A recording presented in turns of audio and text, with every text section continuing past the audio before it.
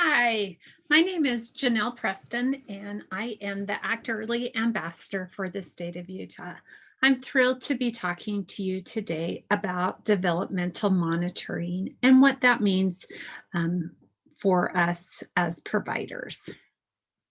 So, the Center for Disease Control identifies that 1 in 6 children have a developmental delay or disabilities.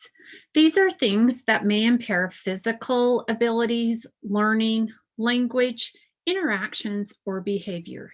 They typically begin during a developmental period and may impact day to day functioning and sometimes last throughout a person's lifetime. So, what are some of the ways that us as providers, parents, caregivers, and really anybody can understand how to strengthen family engagement and better support all children by talking about these milestones? It's developmental monitoring.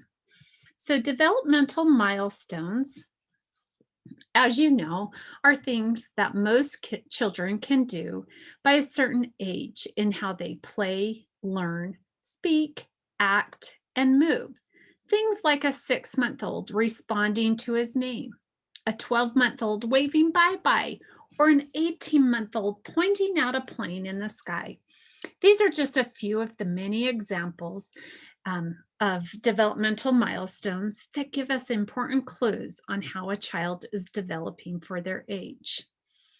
As a provider, we typically see children display their milestones. We know what we might want to look for. We can see them have how they play and interact. We have a unique insight into their child's development that we can share with parents. Unlike a provider who has had some previous experience with developmental monitoring or developmental milestones, parents may not have that. They might know, they might not know if their child is on par with other children their age. You can help parents recognize milestones their child shows them and help them learn about the milestones you see in their child as you interact with them. It really helps guide us and gives us important clues about each of the child's developmental health. So, what is the difference between developmental monitoring and developmental screening? As we know, a child's development is a journey, and by using both of these tools together, we can make the biggest difference. A developmental monitoring, as I mentioned, can be done by anybody. It can be done by providers, parents, friends, relatives. And what we really are doing is just celebrating our child's development. We can talk to about the child's progress and help them understand what to expect and identify any concerns by monitoring your child's development or monitoring the child's developments that are on your caseload. It gives us ways to continue to have those conversations with parents if there ever is a concern. A developmental screening is done by a trained professional using a reliable and standardized test assessment. It is typically done and encouraged by the American Academy of Pediatrics at 9, 18, and 30 months of age. And an autism screening is recommended to be done at an 18 and 24-month age. A screener is interpreted by the professional and helps identify whether or not of further evaluations are recommended. So that is where the importance come where doing the developmental monitoring as well as the screening together. We know that when we have those open conversations with families, they are more likely to get the supports and services that their children need.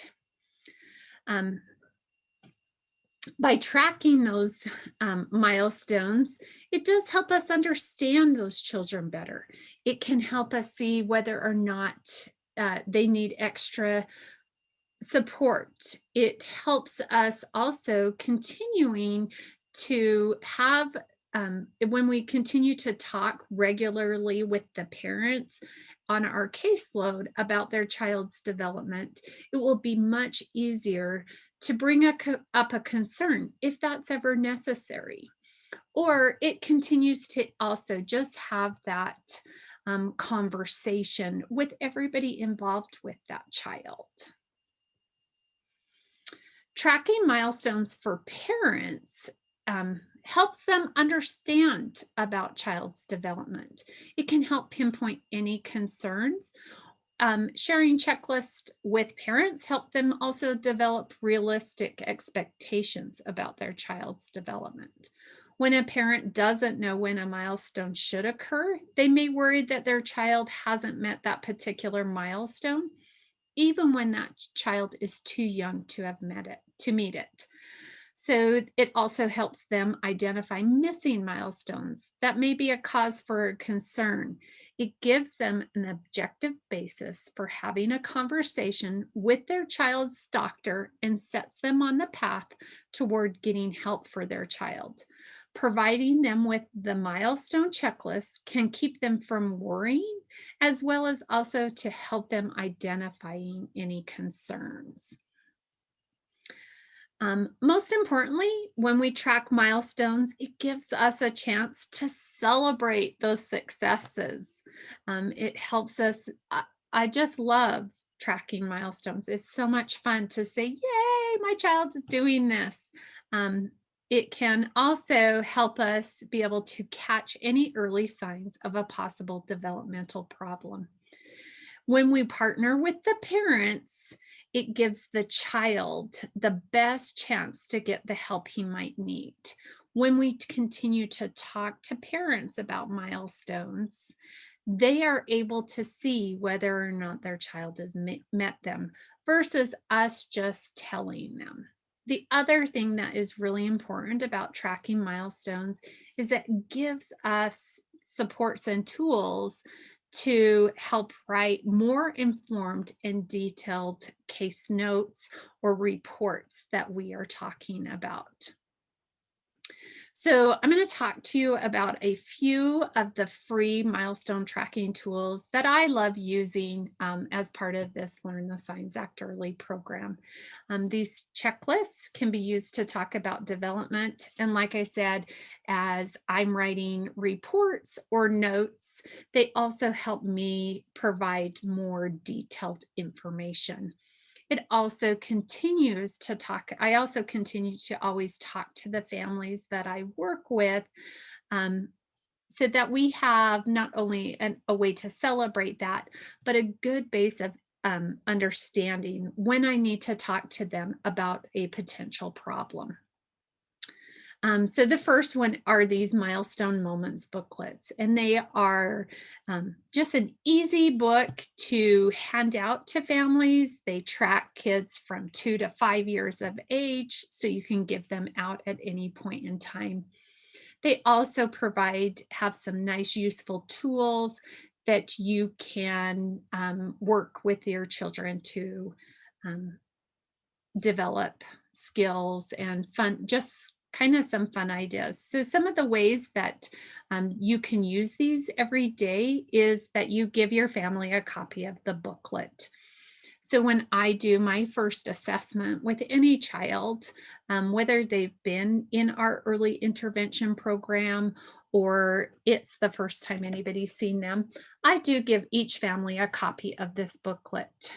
And then I encourage them to continue to review those milestones and developmental tips with them regularly.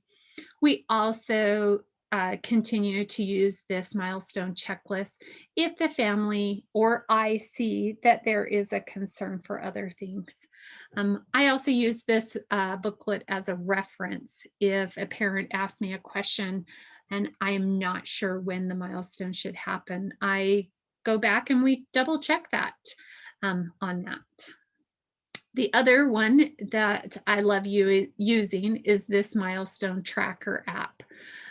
It's a free app that I can just have on my phone. You can add multiple children to it, and I can do it quickly. A quick milestone assessment, monitoring that. So the ways that to encourage to use this milestone tracker app is to download it on your phone. Encourage the families that you work with to download it on their phone and to take the checklist, discuss any red flags if necessary, continue to talk about your child's development, and the children that are on your caseload, continuing to always encourage that discussion about milestones. So some of the key lessons from this brief uh, importance about talking about developmental monitoring is just it is an important part of our job. We need to continue to have these discussions with families, to encourage them, but also to celebrate those successes. Like I said, when we talk about it, the families are more empowered to seek out those services. And then that's a win for all of us. There are these free resources.